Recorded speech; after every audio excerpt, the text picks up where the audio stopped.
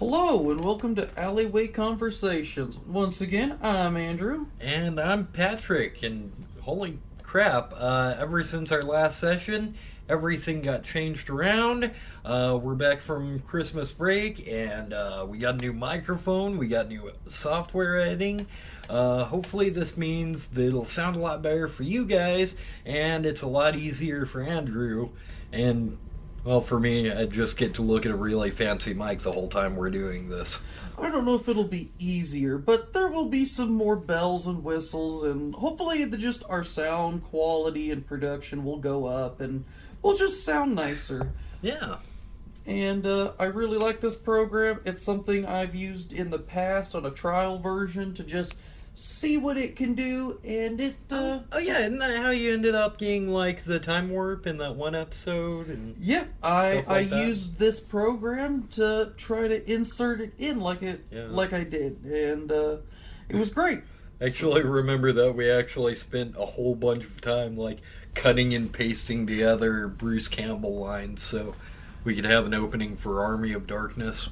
I loved it. It was great. It was awesome. Oh man, how do we take 5 minutes of the best Bruce Campbell quotes of all time to like, what did I get it cut down to? Like 14 seconds. Yeah, it was quite short, but it had all the really good ones. All the potential, Yeah.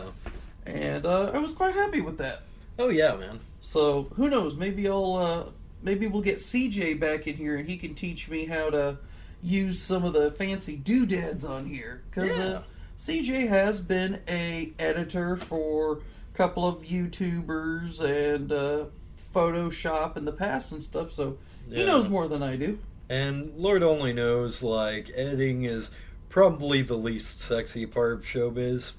Well, and it takes a lot in the background.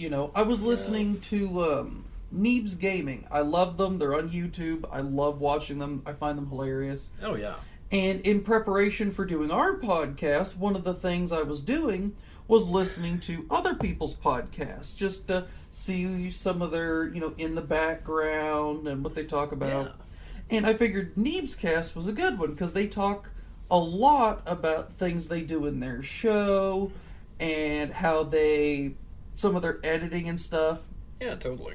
And one of the things I learned was they put out, let's see, they've got like 3 shows a week and a podcast. Oh, yeah, they're machines. Like, they're just pounding stuff out like Oh, a yeah. sweatshop. And it's always good. Yeah, and remember this, they also have a Twitch stream that they do, Yeah. but that one you don't edit, you put it out there, people join and they can watch and stuff, and thank God you don't have to edit that too. But there are 7 of them. Yeah. And every single one of them take bits and pieces and they edit. I think they said that for every 20-minute episode they did on like their ARC videos, because their ARC videos average between 20 and 25 minutes, they would do about 3 to 5 hours of gameplay, Huh. and that's it. The rest of the week somebody's editing that footage. Oh, yeah. It is not easy. I mean- It's not simple. I mean, Yeah. I'm flabbergasted. More power to them if they can do it. Yeah. But that's why they hired a couple people that's always in the background, Ada Hop and Anthony. Oh. Yeah, they do Yeah. their own stuff. I didn't know this, but Anthony has his own Twitch stream and stuff. Yeah, it's kind of like when I found out about Brad Jones. He's the cinema snob. He reviews, well, these days, quite a few different things, but at the time, mostly porno and B-list horror movies. Oh, for a second I'm like, how do you review porn? Yeah, well, I mean, it's like retro porn back when it had like a plot and stuff, but lots of parody stuff. back when the acting was even more terrible than the daytime soap operas. Yeah, and yeah, he he does that. He also does like Brad Tries and 80s Dan, and at the time he was doing a bunch of different shows simultaneously while editing it all and filming parts of like his indie movie he was working on. Oh And at the man. time I was just like, wow, that's impressive. And now that I'm looking back, like, wait, he was editing all that too? What the hell? What is this guy made out of? Well, there was another guy, because I remember when I first tried to get into this, I happened to find another one, Cat Icarus on YouTube, Oh yeah, and he, the, I the remember, British guy. yeah, and I remember showing it to you because he did an episode on, hey, when I do my videos, this is how I edit it, this is how I record it, this is my green screen room, these are all of the different props and stuff I use, this is how I do this and that. And Yeah. I found it indispensable. It was an It amazing was- thing. It was definitely fascinating. Of course, I'm also one of those people. Maybe it's because I was a musician at one point, and maybe it's because I was a musician at one point, and actually saw like how a song gets made. Like Metallica didn't just like crap out Master of Puppets. No, Like- there was practice and writing Yeah, and there was effort on their part. there was tons of stuff that had to be made in order for that to be made, and we were a crappy garage band who somehow made it into a few gigs. So anytime there's like anyone who's actually successful or interesting, that's like, hey, this is how we make stuff. I'm like, go on. Right. And I won't lie, I actually wasn't interested in any of that until I actually had to go about learning how to do it myself. And I won't lie, I'm guilty of that, but how many people are guilty of that? They don't have any interest in anything that Oh. that goes into production until they have to go and do something similar. Oh no! Like, maybe it's also because I've always wanted to like be like a script writer. I've always wanted to like have my script be on screen one day. So it's always been something I've been really, really fascinated in, even back before I actually lived behind the scenes of something. Oh yeah. Although all of this does kind of wrap into what our topic's going to be, things of going from start to getting better along the way and Yeah. learning something as they went along. And I thought we just got sidetracked, but I guess you can loop that in, sure. I'm trying to. I think I'm doing it seamlessly. No, you're not. Anyway, I'm sure everybody knows we love talking about movies and games and Yeah. music and all that kind of stuff. So Absolutely. one of the things we wanted to talk about, we talked about some of our favorite video games in the past, but I actually wanted to talk about how video games have just changed since we were kids. Oh yeah, it's been. It was actually one of those things. When I was really young, I ended up inheriting my dad's NES. I ended up inheriting my cousin's NES. Yeah, For some reason, she got into high school and decided, well, I'm in high school. This is for baby stuff. I'll give it to you. Because I think I was like 6 or 7 at the time. I'm like, sweet. I didn't Yeah. care. oh yeah, and I mean that's kind of what's cool is that we never cared, but yeah, We were born nerds. We're still nerds. We'll Yeah. probably die nerds. I inherited my dad's NES because he ended up working outrageous hours to take care of the family and stuff. And he just didn't have time to do more once he got home to, like, have dinner and go to sleep. What did you do? Work a 12-hour shift somewhere? Yes. Oh, I'm sorry. Yeah. I've done that. That sucks. Yeah, at the time it was kind of a joke, like, hey, he's always sleeping. And now that I've actually worked 12-hour shifts, I'm like, dude, Yeah, I get completely it. understandable. Yeah. But even though we're not old enough to have been around for the start of video games, with the invention of Pong and Centipede Well, and arcade games and stuff like Well, I that. think it's also worth noting, like, we're definitely not old enough to remember, like, the release of, like, Taxi Driver or Casablanca, but we've watched them. Well, you've watched them. I've actually never seen either one of those. Oh, As much as I really enjoy some of the old movies, there's a lot of them I just haven't watched. I've No. told you about like The Princess Bride, yeah. and I grew up watching Wizard of Oz, and a lot of Dick Van Dyke stuff. I loved him in like Chitty Chitty Bang Bang and Mary Poppins. I like Dick Van Dyke. Well, and I didn't really get into like retro movies until I was in my 20s. What with things like The Warriors and A Clockwork Orange, I really like 70s movies.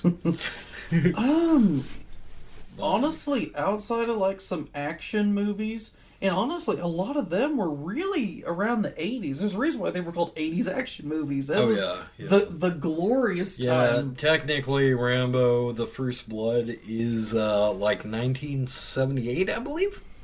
But even then, that was it kind still of kind of feels like an 80s yeah. It was action really movie. scaled down if you Yeah. think about the difference between Rambo, First Blood, and Rambo.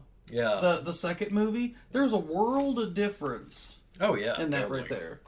But like I said, even though we weren't around for the release of Atari and Pong and stuff, We definitely, I personally got really, really into it.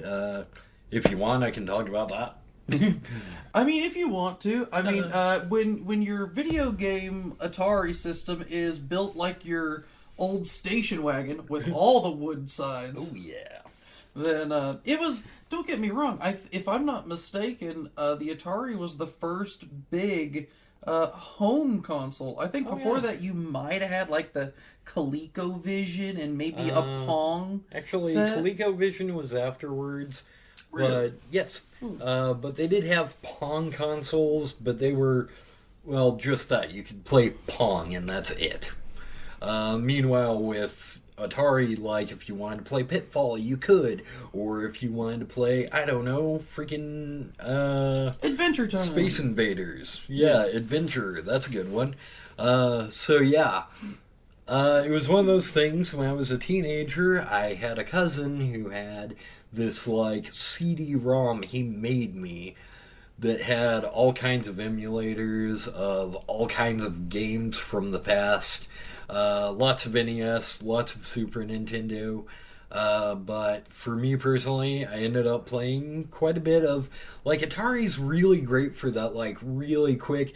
I don't have a whole lot of time, but I kind of want to, like, do something to occupy my hands. Yeah, You know I what mean, they were very simple games. They're as Yeah. far as I'm aware of, nothing had a save mechanic back then. Oh, absolutely not. Well, there was nothing to save. Right. Like, Well, heck, even old NES games, very few of them had a save feature. I mean, Yeah. even The Legend of Zelda, which I would say might be one of the first save functions, wasn't even a full save function. It was if you had acquired key items, it saved the fact that you acquired them. But if you turned the game off after you saved, you still started in the very starting position. It's just like, yeah, you're here, but we do know you had this, this, and this, and that was about it. yeah. Well, look at Mega Man. Yeah. The grid pattern passwords. I came to find out that the reason they made those, depending on what It grid was like square. a shortcut in the coding. Yeah, it was like, oh, well, if your dots are here, here, and here, well, that first dot equated to you have this power, and this many lives. Yeah. So, and I was probably like 25 before I realized that. Oh yeah. It's one of those things I never became a big enough Mega Man fan to really, like, perfect that, but I knew there was definitely. I read something about the code actually meaning something to the game itself, rather than just being some random numbers that, tells the game, like, oh, hey, You're in this area. yeah. So, I know they talked a lot. There was a big gap between when Atari was there, between NES, and there was no overlap because there was about a 3 or 4 year time span where home video game consoles just were dead. Oh, yeah. There were- Everybody thought it was gone.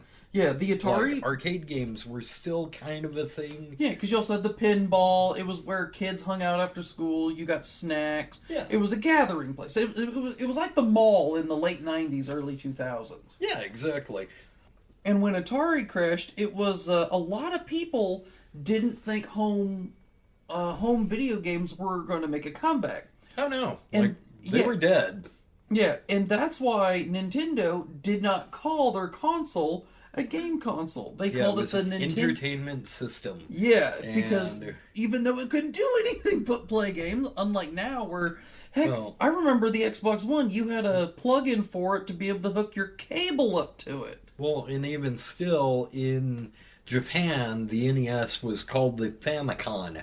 Like, because the same thing was happening in Japan. Everyone was done with video games. They thought it was a thing of the past. So this wasn't a game console. This was a family computer.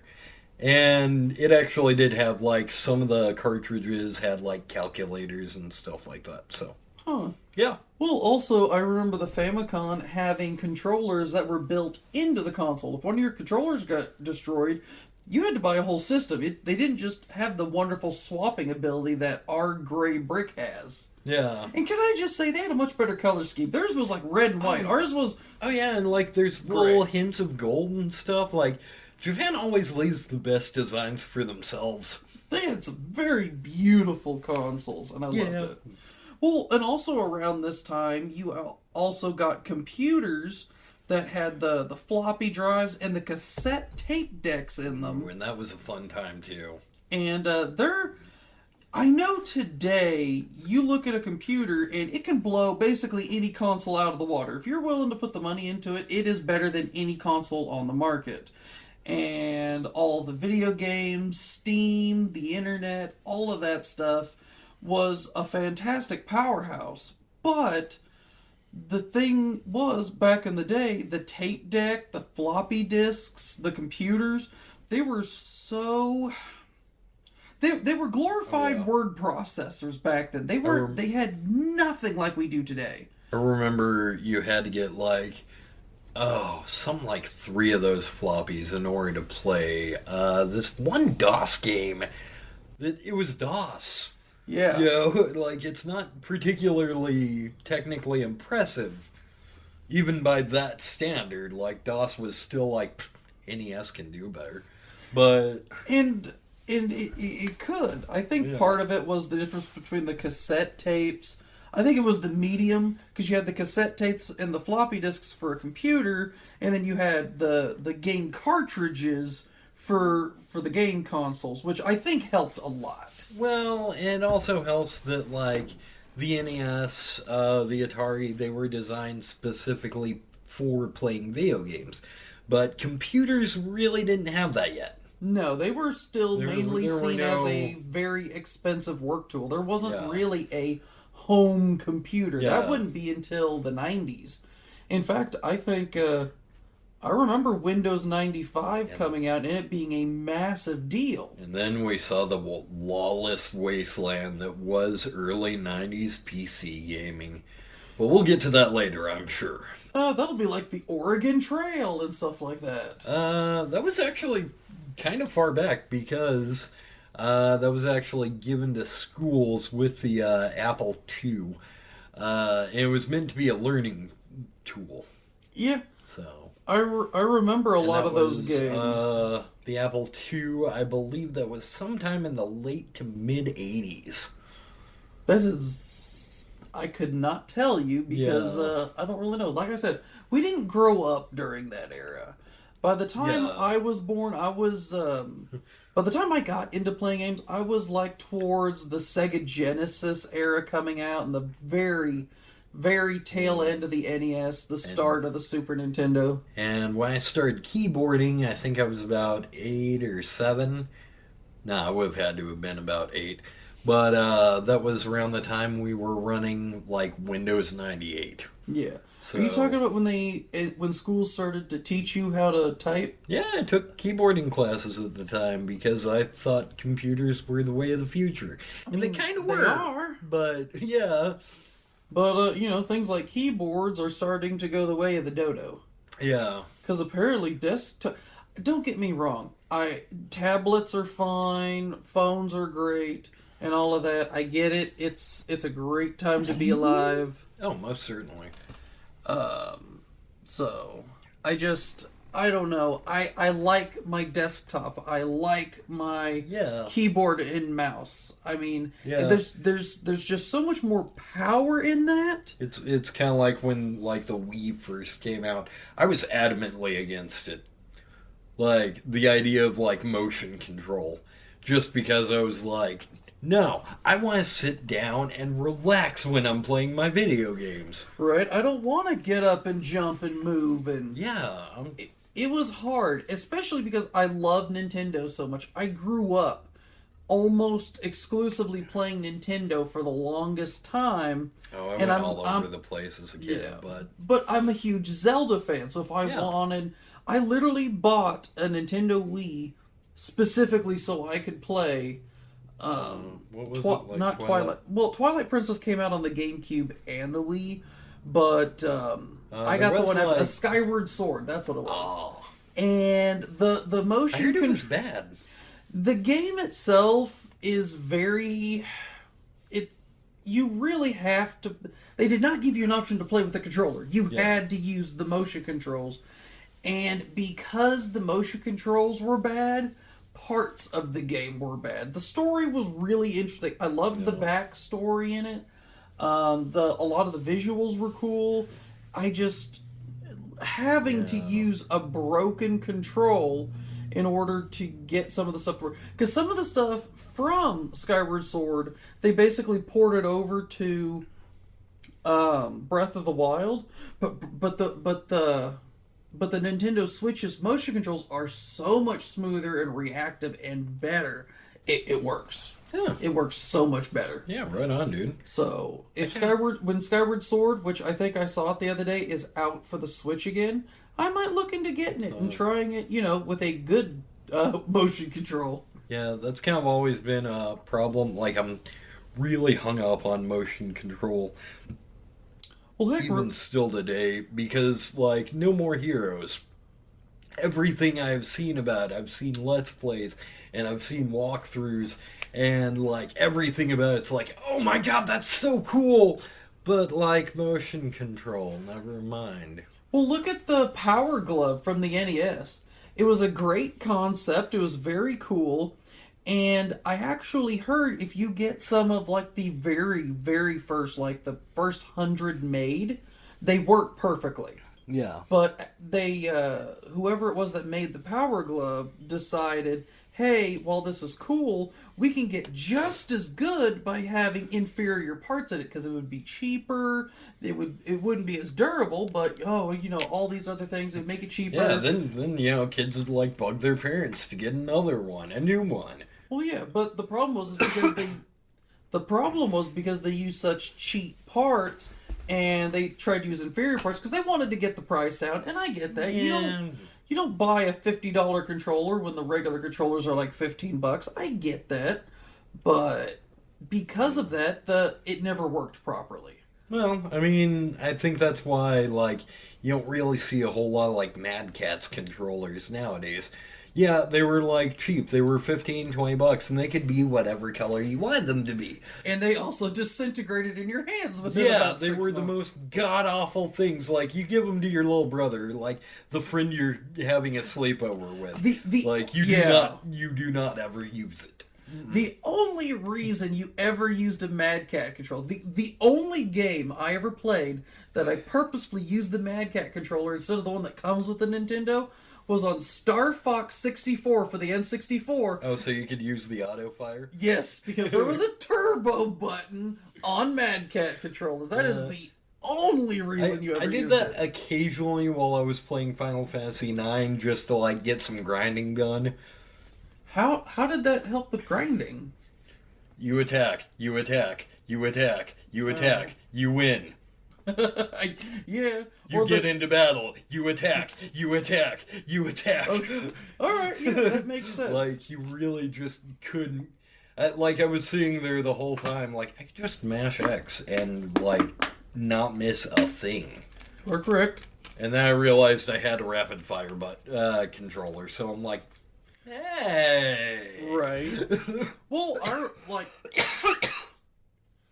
and then you have all of the different guns that were coming out. Some of those were really cool. Oh yeah. Nothing ever seemed to work as good as the NES Zapper. A lot of other stuff that were really cool came out, but that was always the tried and true. Yeah. Like they had like what I always thought was really cool. They had like the Super Nintendo bazooka. That looked cool, but there was only like Look. 2 or 3 games you could use, and it never seemed to work as well as the Yeah, Zapper. yeah. There's nothing wrong with that Zapper, man. You can play duck hunting. It's beautiful. Man. Oh yeah, I'm all the way on the other side of the house. Man, it would still work. It didn't yeah. care. Oh yeah, it's beautiful, man. But let's see. So after we got with the NES, we had the Super Nintendo and the Sega Genesis. This was my generation, Yeah, and this mine. was where a lot of probably my favorite video games of all time came from. Oh man, I didn't actually get to play a Sega Genesis until probably middle school. Yeah. Middle school to junior high. I think I was 12 when my mom got me one for Christmas. Before that, I had the NES, and I actually had a Sega Saturn for a while. Yeah, that is so weird. Like, I'm the Sega fanboy, but you actually owned a Saturn. Nobody does that. No, yeah, nobody owned a Saturn, and you know Yeah. what? No, they only made I swear to God, a dozen games for it. Yeah. And you know who? And you know where you could buy those games? Toys R Us, and that's about it. No, because I went to Toys R Us. They didn't have them either. Or at least the one in Springfield didn't. Oh, fair enough. So I don't know where they. So I had the multi-pack game that came with it. It had 3 or 4 little mini games on it. Yeah. And the one game they could find for me, could not tell you what it is. I don't remember. But that was it. Me and my mom purposefully went to Springfield one day for my birthday just to see if we could find them. We went to Toys R Us. There was an old shop called Game Exchange. Oh, yeah. Nope, nothing. We found a ton of old NES games and stuff. Nothing for the Sega Saturn. Nope, I take it back. We went there and they had a single shelf with Saturn games, and it had 8 on it. Oh, wow. Yeah. And they were all crap, or ones I already had. Well, that was around the time I stopped taking Sega seriously. Well, Sega, the Genesis had its run. It was my very first console. Sorry. And it meant a lot to me, that Sega Genesis of mine. well, see, that was the interesting thing. I had a Genesis at 12. I got the Saturn when I was 7. By the time I was 8, it was broke. Yeah. And by the time you're 40, we'll get you an Atari. Woo! But no, that was the problem. The Sega Saturns, if I'm not mistaken, they were the very first disc-based gaming system at the time. Yeah, they were. Sony was still working on it, and it'd be a long time until Nintendo would start using discs. Right. Which it's hilarious because once they stopped, everyone starts going. I heard everybody kind of wants to go back to cartridges, kind of like what the Switch did, simply because you can fit more on it. But since basically you can just download everything off of the internet now, I guess it doesn't really matter. Hardware isn't that important. No. But Yeah. yeah, the Genesis was my console. It was the very first console I owned. I'd spend a ton of time, and you could actually get tons and tons of games for that. But yeah, I'd spend all kinds of time. I'd rent something at the video store and spend all weekend playing it. And then the Sega CD came out, and that was really cool. And I ended up playing Snatcher, and that was amazing because that introduced me to cyberpunk as a genre. I also didn't realize that was my first Hideo Kojima game. Did you ever get a Sega Genesis 32X? I didn't. I kind of did, but only way later on. I think I was 16 and I bought it myself. Wow. Yeah. And I had no games for it because there were no games for it. Yeah, I think, because I remember the Angry Video Game Nerd episode about the Sega 32X, and they only had, 24 games for it? Yeah, they had some that were Sega CD and 32X, But at the same time, you'd be better off just playing the Sega CD version. Yeah. So I know you played the Super Nintendo, which I never had. I did, and I have a fun story about that. So I mentioned at one point that I inherited my dad's NES. And I had this really, really rad neighbor. Mm-hmm. Like, he was the coolest old guy I've ever met. He would, he'd, hang out with us and, anytime we were outside doing yard work, he'd help us out. His name was Harold. And, I thought he was really, really cool. And I still think he's really, really cool. I want to grow up to be just like him. And he did all kinds of, he went to yard sales, he went to flea markets, he did all this stuff. And I thought, you know what? If he's going to do that sort of thing, he's actually going to be out and about doing that, he might be able to help me out. So I was like, Harold, if you happen to find, some wiring and stuff for an NES, I've lost some of my adapters. If you can grab that, that'd be really, really cool. And he's like, yeah, I'd be sure to do that. Oh, yeah, cool. And he came back, about a week later with, an entire Super Nintendo with all the hookups. Oh. And 2 controllers and several games. And I'm like, this is way more than I asked for. That's like going in to get your tires changed and get a new car. That someone else paid for. Yeah, and I didn't even pay for it, so... Did he also bring back that Game Boy player with it?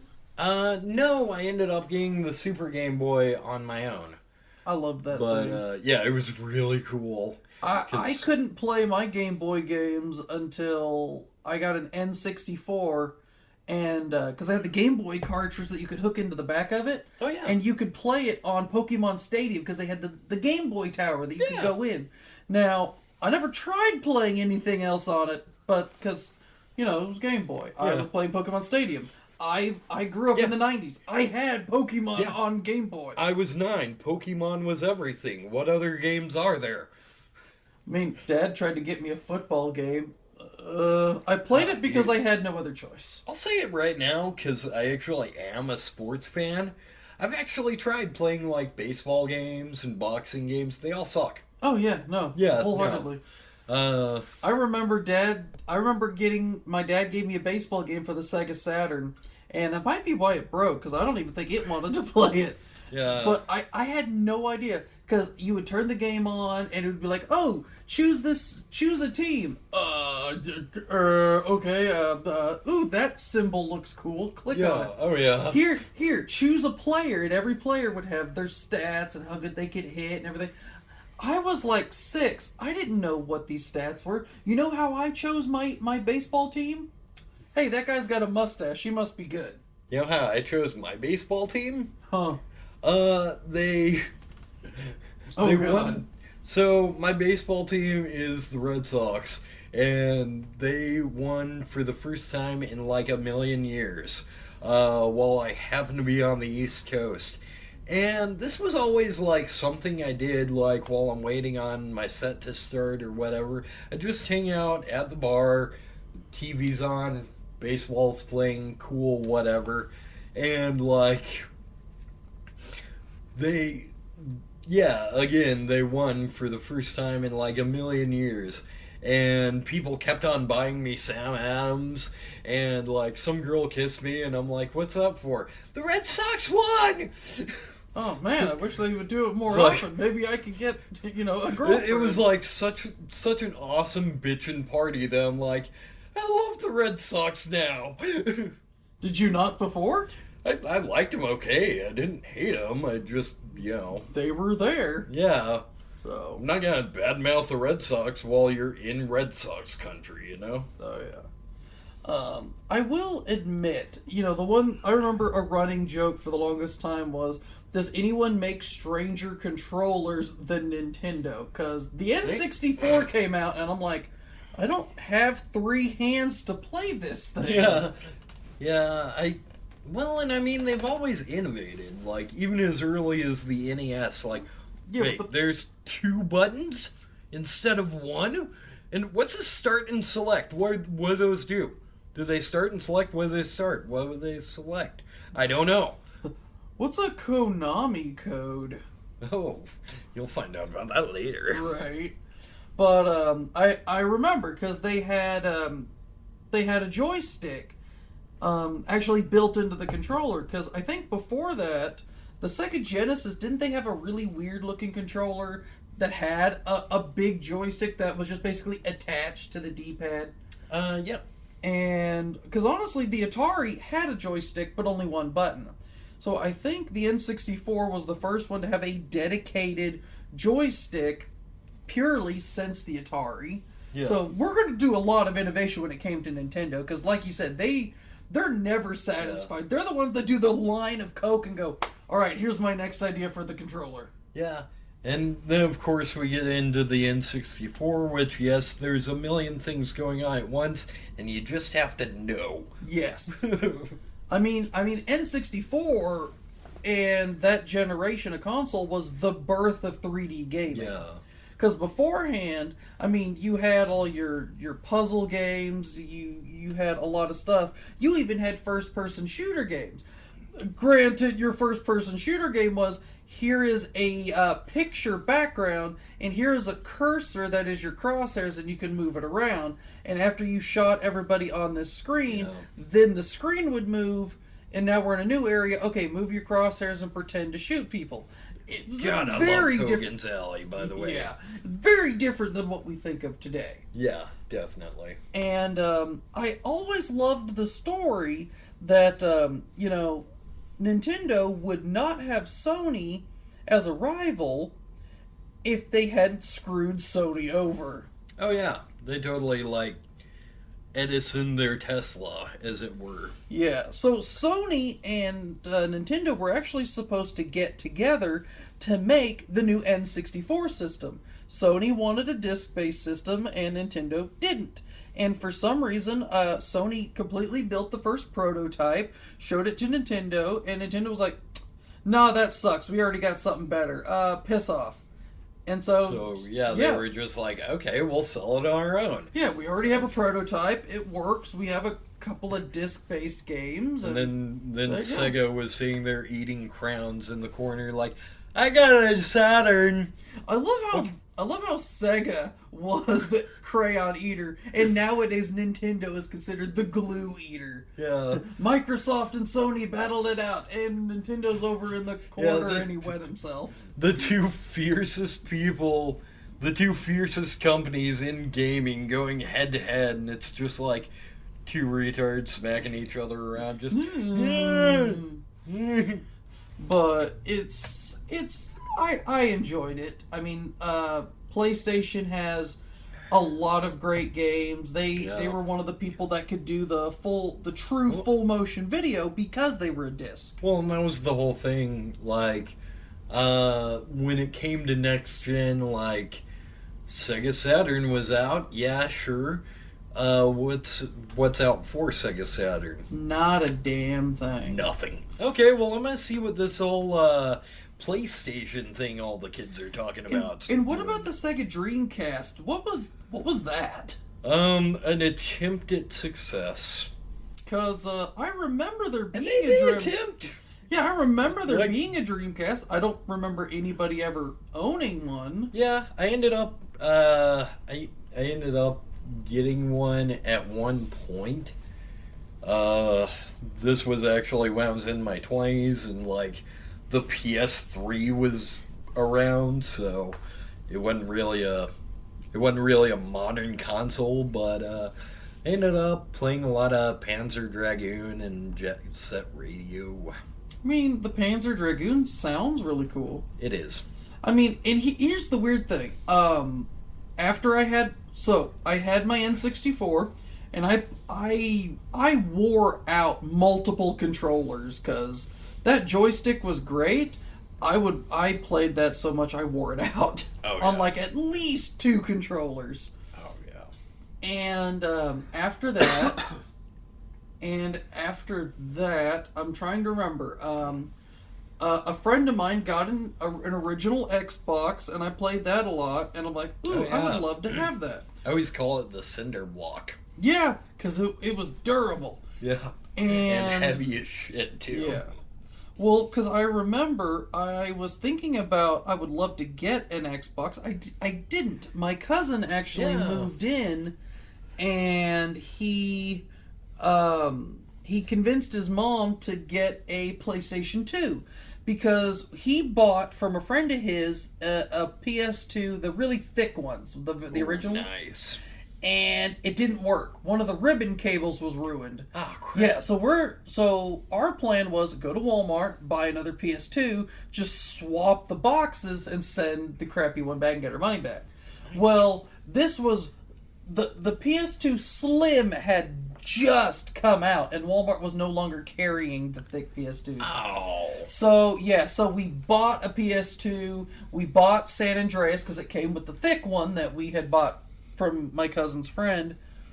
And we're sitting here, and I'm like, oh god, we can't swap this out. Oh god, we can't fix the ribbon cable. Yeah. Quick, we have to play this all freaking weekend long before they take it back. And then, my mom and his mom came in, and they're like, we were talking. You seem to enjoy this. This will be your Christmas and birthday rolled into one. Okay. I actually have I feel like I have a way better PS2 story. Oh, go for it. So that came out when we were like 13, 14, right? I want to say like 12 even maybe. But Yeah. yeah. I asked for it every single Christmas, every single birthday, ever since it started coming out, because I thought it was the coolest thing ever. Oh man. And I still to this day think the PS2 is probably the biggest innovation in gaming that I have seen with my own eyes. I love the PS2. I mean, it was the first console that I'm aware of that truly was an entertainment system like what Nintendo wanted to do back in the day. You could watch DVDs on it, listen to music, play games. I mean, nothing else was disc-based when the PS2 came out, Yeah, so nothing like, else there was- could do that stuff. Like, everything was just amazing about the PS2. Yeah. And I thought it was amazing. And I wanted it. Yeah. And I asked for it every single year. Did you ever get one, or did you finally just get a job and buy one yourself? Yeah, when I was 16, I ended up getting my own summer job, and with my very first paycheck, I think I got like $300, and that was Enough.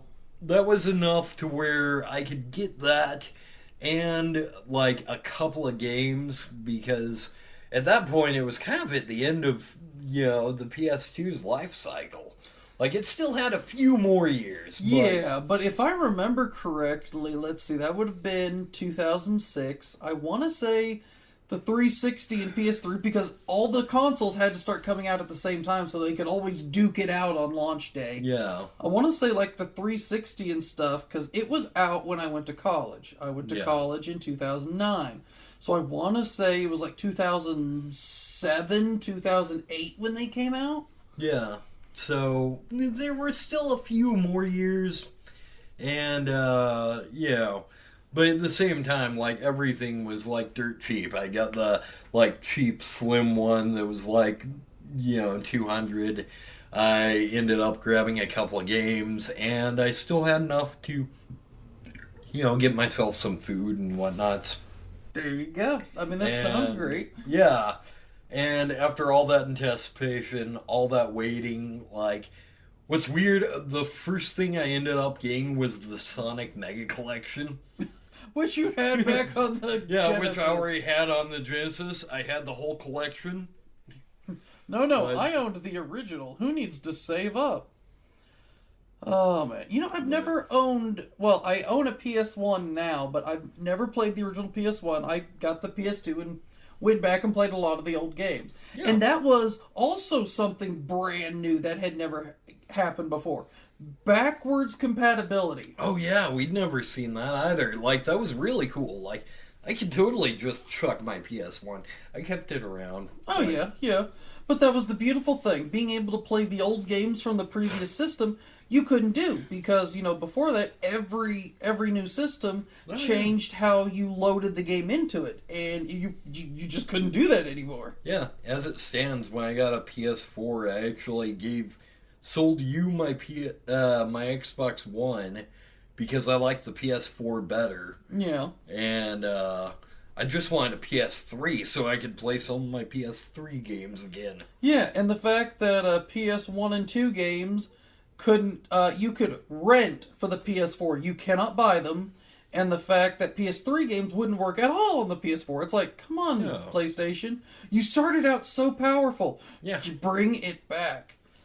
And yet, Nintendo is trying to do something like that. Nowadays, they seem to realize, okay, a lot of the old games are great. And Xbox was fairly good about that. I actually kind of want to get a Nintendo console just so I can, look through the Nintendo market and see what kind of, old Super Nintendo games they have. Yeah. And the GameCube, I got a GameCube after the PS2, and I loved it. It was a great console. GameCube's fun. I ended up playing my cousins. I ended up playing Resident Evil 0 for a while. Oh yeah, that was the first Resident Evil game I ever played. Resident Evil 4 on the GameCube. Loved it. I played 0, which 4, I liked a lot more because it really felt like the old PS1 games. Exactly, it was a throwback to the original games. The first one I ever played was 4. I still really enjoy it. It's still my favorite one to this day, and I've played 5 and 6. We don't talk about 6. And a bunch of the other ones. I've replayed the remasters that came out. I played some of the originals. I still like 4. I think how you define a Resident Evil game depends entirely on what your first Resident Evil game was. I can wholeheartedly agree because they have gone, wildly back and forth on the different games that they've released for that. Yeah. So I always just thought the GameCube was kind of weird because in a time when everyone was doing CDs and DVDs, you couldn't do either on the GameCube. The GameCube didn't have anything extra.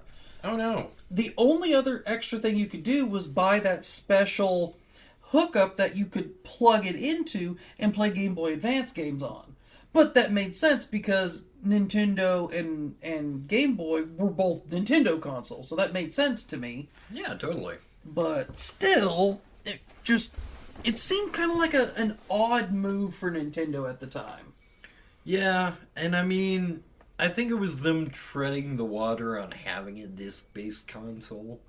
But then again, look at Xbox.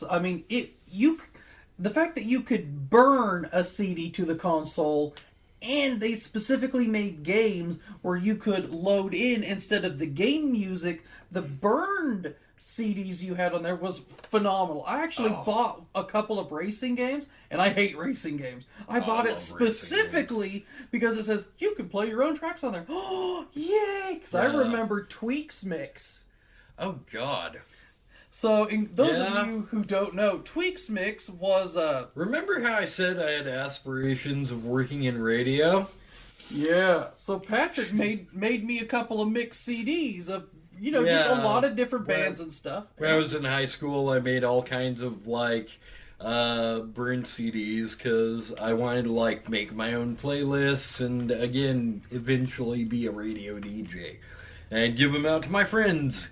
And Andrew was one of my friends when I was in high school, so he got a lot of them. And your nickname was Tweak, I was Ogre. In case anyone wondered about the picture that is our Alleyway Conversation banner, there is a reason that they look how they look.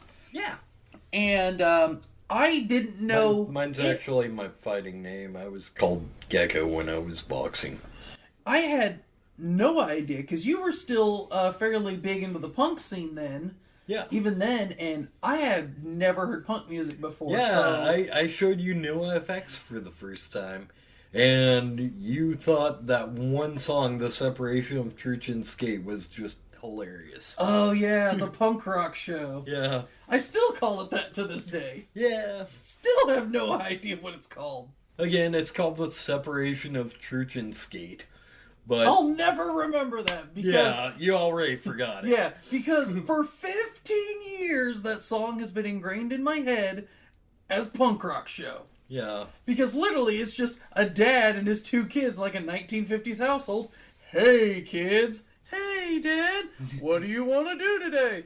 Let's go to the punk rock show. Yay! It'll forever be that. It'll never change. Yeah. And that I burned every single one of those to both the computer and the original Xbox. But if you wanted to play DVDs God, on the I kind of original, want to find your old Xbox so I can like listen to that shit. right? Well, I don't even know where that computer is. Well, it was Mom's computer back in the fair day, enough. but I mean, that was the other thing. You had to buy a special remote control to play DVDs on the original Xbox too. PlayStation was the only one who was like, Yeah. "Do you have a controller and a DVD? Good enough. We don't Yeah, care." we can do that. You didn't have to buy anything special for it. Yeah. And Nintendo's over here like, DVD fad. Who care?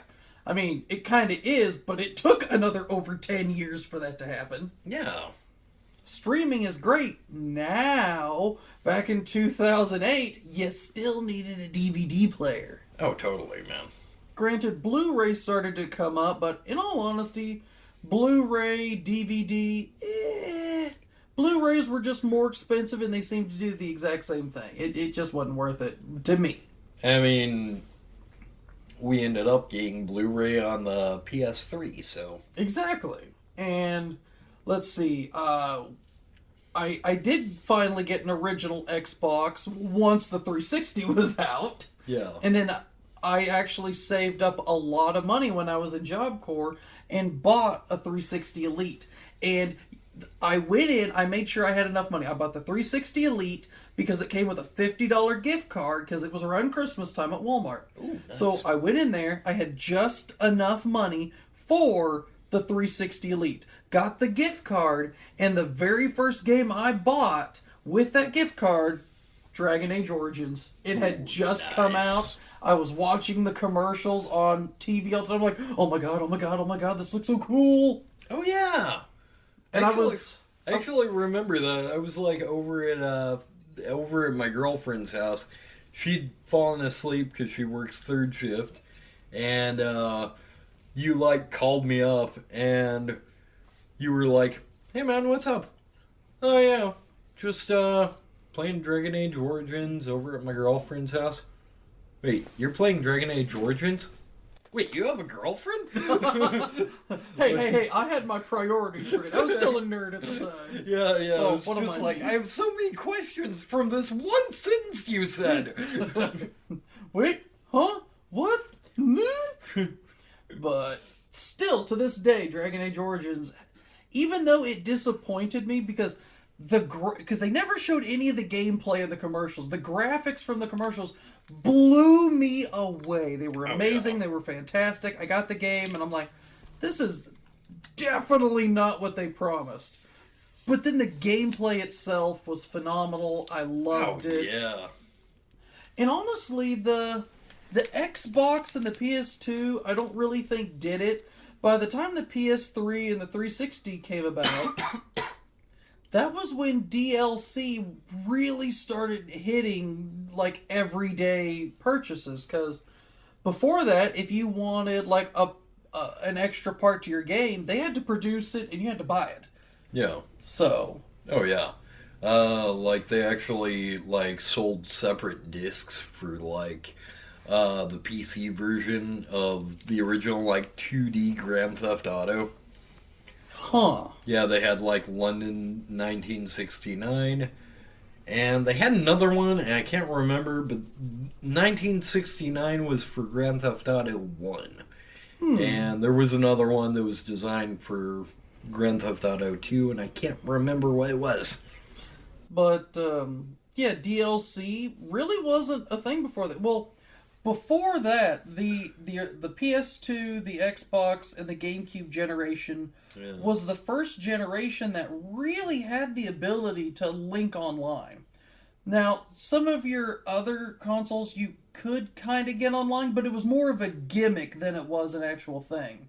And even then, the PS2, the original Xbox and stuff, you could get online, but outside It of was basic, never some very really basic, that great. yeah, there was some Uh, basic multiplayer, but that was like, really all you could do with it. every- Kind of everyone- multiplayer thing. Yeah, everyone was playing Halo, but that was That was just the big about it. multiplayer thing. Yeah, You know, multiplayer at that point was still sit on the Yeah. couch with your buddy and grab a second controller. and like personally, Halo really didn't do a whole lot for me, so I was just like, all right, I guess I'm just not gonna do anything online then. And then the new consoles came out and internet just blew up. I mean, Oh yeah, that's when they started getting streaming services, because I remember having Netflix on my 360. yeah. I remember like Spotify and a bunch of music apps that went on there.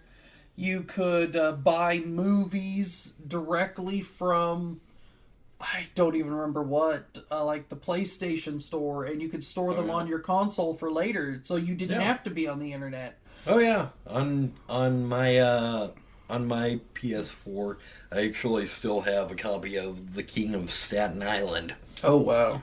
Yeah, it was a gift from my mom. And then we come to the PS4, the Xbox One, and the Nintendo Switch. So I had a Wii U. Like I said, my favorite thing about the Wii U was I could buy some old Nintendo games off of the Yeah, Wii U yeah. network, Again, including Sega Genesis games. yeah, I kind of want to buy a Nintendo console just so I can like browse their marketplace and find a bunch of like old 16-bit games because I've actually never played Earthbound. And I've heard so many good things about it. Yeah, it sounds like a really good time. Still, But- my favorite Sega Genesis game still has to be Wonder Boy and Monster World, and I got that on my Wii U. Oh yeah, I remember that. I watched you download it. Yeah.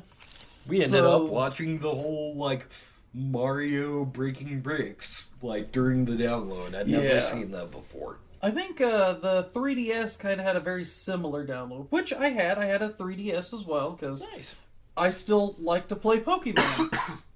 And that's about the only place you can get it is on the handhelds. Yeah, fair enough. Because honestly, after Pokemon Stadium 1 and 2, that was on the 64, that was great. And then you had, I forgot about Shadow of Darkness and XD on the GameCube. Both of those phenomenal Pokemon games. Oh yeah. I will admit, they never released a lot of console versions of Pokemon, but when they did, it was usually really good. And now, I will say with the Switch, Nintendo is blurring the line between console and handheld, and I love it. I actually remember I walked in on a friend who had a GameCube. He only had a GameCube so he could play Killer 7 and Resident Evil. Nice. He was an intense dude. And one day I just randomly walked in and he's playing one of the GameCube Pokemon games. I do Well, not it was remember either which one. it was either Gale of Darkness or Pokemon Coliseum. Those were the Yeah. two they made. And I just remember, like, I was just like, hey man, how's it going? Oh, sweet, Pokemon. Yeah, I'm playing Pokemon. What the fuck you want? Nothing. I like Want Pokemon. to play Pokemon with Yeah, me? yeah, I like Pokemon. That doesn't change Like, anything. Yeah. Yeah. And then PlayStation. Honestly, between the 360 and then the Xbox One, and then between those two generations, I haven't really for Xbox and PlayStation. I didn't really see a whole lot of innovation from them. No. Like I said, mean, they almost all their innovation, it seemed like came from their online yeah, personalities. Like, I'm getting an Xbox on next gen, but the only reason I'm getting an Xbox is because I want to play a Fallout game that's new. Yeah, and I will be playing it with you because I want to play the new Elder Scrolls, and that's also Yeah. only coming out in the. So, I mean, that's literally like the only reason. Yeah.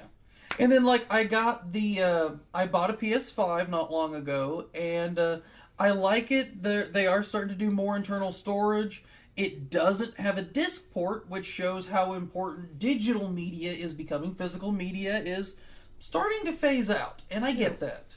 Which does, on one hand, kind of suck, because I still need to keep my PS4 around so I can watch all the DVDs I own. Yeah, fair enough. I mean, and, you know, I don't know. I like having physical copies of things. Yeah. You know. I don't know. There's good and bad about it. The physical media means it takes up less room in your hard drive. At the same time, if something happens to said disk, it can get hurt. There's no telling what could happen to it. Maybe you have to buy it again. At least on digital, even if my entire console gets destroyed or something, if I buy a new one, it can all just be re-downloaded for free. Yeah. And the fact that some of my PS4 games I can update to PS5 for no cost, which is great. Oh yeah. So Like, we ended up grabbing Lost Judgment for the PS5 just because I ended up grabbing a digital copy because it came out during lockdown and all the game stores were closed. boo. They Yeah. were an essential business to keep me from going insane. Yeah, like, we need that as much as we needed booze Which during lockdown. which is hilarious because I didn't miss a single day of work through lockdown because I was an essential business. Yeah, I worked in 10 hours a day, 5 days a week. Screw you. And then you didn't work practically at all Yeah, no. and made the more minute- than I do. The minute it started happening, I got laid off, so... Lucky bastard. Yeah, Then well. again, you weren't. You Also weren't, drove myself insane, and now It was I a can't... short trip, and you know it. Well, now I can't actually be normal in public, so... Normal's overrated. I'm just saying. So, and honestly, that for the most part, that is just a lot of the consoles we grew up with, and a lot of technology changes, and I Yeah, we've come The- a long way from Pong, which was 2 sticks and a square ball. honestly, the next thing that's about to come out, well, has been out, VR. I want to see where it goes. That is the one thing that holds a lot of potential for the future Yeah. that we've barely scratched the surface of. Mainly because it is very expensive to get Yeah. into VR. We have come a long way since the Virtual Boy. Oh, God. Red and black. Yeah, those So- are the only 2 colors you got. So, well, I think that'll be all for us today because we can't see the future. Yeah. I can hope that virtual reality. Is it wrong that I'm kind of looking forward to a Sword Art Online situation? No. You know what? Either I have a lot of fun in a fantasy setting or I die. Yeah, it sounds good to me. Yeah, I mean, yeah. I don't really have anything else to Yeah. say. So, all right. Well, with that, this has been Alleyway Conversation, and once again, I've been Andrew. And I've still been Patrick. I don't know what we're going to be tomorrow, but we've been Patrick and Andrew. Well, we do other things sometimes. Sometimes we pretend to be normal, but not often. Sometimes we pretend to be other people. Okay, I'm totally gonna be Dave, and you can be Peter. Yeah, in our next episode. All right, ladies and gentlemen. We hope to see you again next time. Have a good one.